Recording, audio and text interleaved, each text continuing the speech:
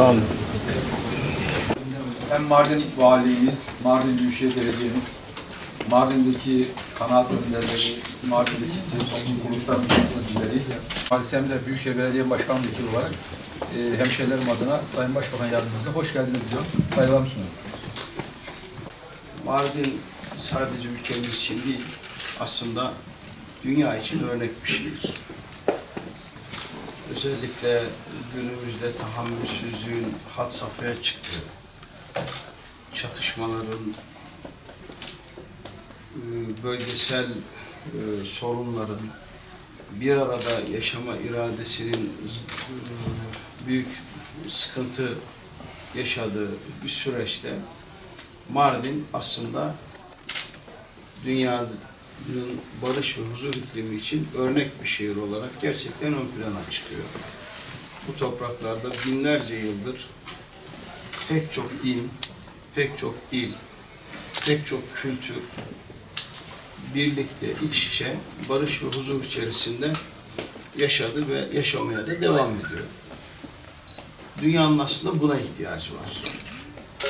Dünyanın çatışmaya değil, ayrılıkları ön plana çıkararak ayrışmaya değil, aksine ayrılıklara, farklılıklara, özellikle farklılıklara saygı duyarak birlikte yaşamaya ihtiyacı var. Bugün özellikle Batı toplumlarında ortaya çıkan İslamofobya, yabancı düşmanlığı, özellikle göçmen karşıtlığı Batı toplumları için çok büyük tehlikeler arz etmeye başladı. Maalesef son yıllarda da bu tehlike büyüyerek devam ediyor. Bu açıdan Mardin hakikaten dünyaya bu noktada ülkemizin göstereceği en güzel örnek. Birlikte yaşamak nasıl olur?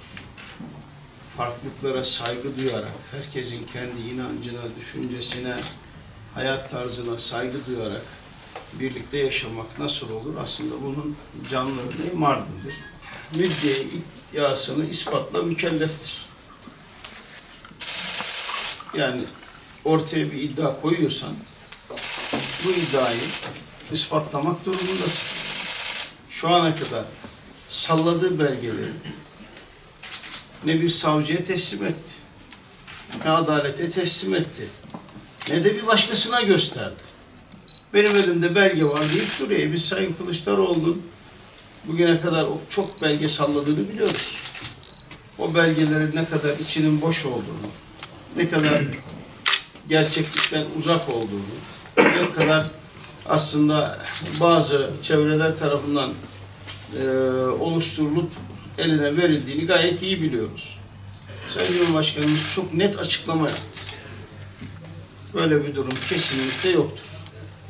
Ailenin avukatı bu konuda çok net ifadelerle böyle bir para transferinin olmadığını söyledi.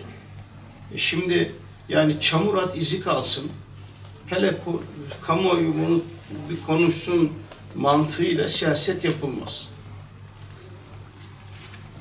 Bu konular eğer gerçekten elinizde ciddi bir belge yoksa sizi toplumun içine çıkamaz hale getirir. Şu anda da Kılıçdaroğlu her geçen gün toplumun içine çıkamaz noktaya doğru gidiyor. Eğer varsa bir belgen, yani bu belgen gerçekse bunu bir suç duyurusu olarak aynı zamanda savcılara ver. Onlar baksınlar, gerçekten belgeler ciddiyse hukuk gereğini yapsın. Belgeler ama yani bir merkezde üretilmiş belgelerse o zaman sen gereğini yap. Bu işin orta yolu yok arkadaşlar. Yani Sayın Cumhurbaşkanımız net olarak her şeyi ifade etti. Eğer benimle ilgili böyle bir şey varsa ben bırakırım. Ama yoksa böyle çamur at izi kalsın siyasetiyle ana muhalefetin başkanı devam edemez. Bu hem Türk siyasetine de hem Türk halkına da gerçekten bir hakaret niteliği taşır. Bir zuldür. Aslı astarı olmayan bir takım belge müsveddeleriyle siyaset yapılmaz. Çünkü dürüstlük herkesin ortak buluşması gereken değer. İnsanların itibarı siyasette her şeyden daha önemli. İnsanlara itibar suikastı yapmaya hiç kimsenin hakkı da yok, haddi de yok. Bu sadece Sayın Cumhurbaşkanımız için de geçerli değil. Bu herkes için geçerli. Hiç kimsenin itibarına yönelik bir siyaset izlenemez. Bu kabul edilemez. Hepimizin beklentisi Kılıçdaroğlu'nun bir dakika dahi geçmeden, vakit geçirmeden bu belge diye salladığı evrakları Cumhuriyet savcılarına, yargıya, hukuka teslim etmesi, basınla da bir an önce paylaşması. Bunu yapmazsa o belgelerin, daha doğrusu o iddiaların altında kalır ve o koltuğu bırakmak zorundadır. Ben arkadaşlar dün biliyorsunuz ilk mahkeme başladı. İlk duruşma yapıldı. Burada bir kere Reza Zarrab'ın kendinden çok emin bir suçlu değil de sanki olayları böyle son derece rahat anlatan tavrı herkesin dikkatini çekti.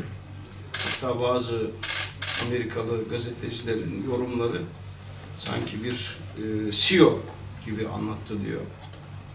Ümit ve temenni ederiz ki Türkiye'ye karşı bir komplonun içerisinde ne Zarrab ne de bu davayla ilgili kimse bulunmaz.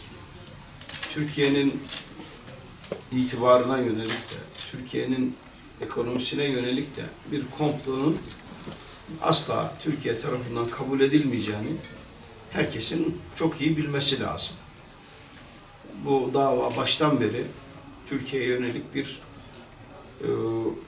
iftira kampanyasına dönüştürüleceği yönünde güçlü emareler taşıyordu.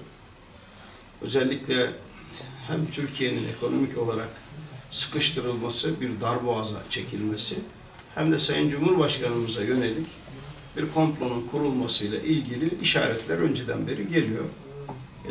Bu noktada Türkiye böyle bir komploya asla ve asla boyun eğmez. Türkiye bu noktada kendisine yönelik oluşturulmak istenen bu tip senaryolara kesinlikle pabuç bırakmaz. Yakinen bütün ilgili birimlerimiz elbette ki izliyor. Elbette ki oradaki konuşulan her kelime dikkatle kaydediliyor, değerlendiriliyor ve gerekli tüm birimlerimiz gerekli değerlendirmeleri de mutlaka yapacaktır.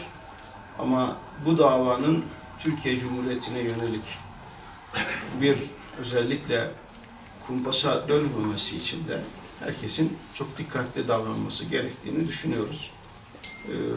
Takip edeceğiz. Teşekkürler. Buyurun arkadaşlar. Şuradan geçiyoruz. Buyurun. Teşekkür ederim.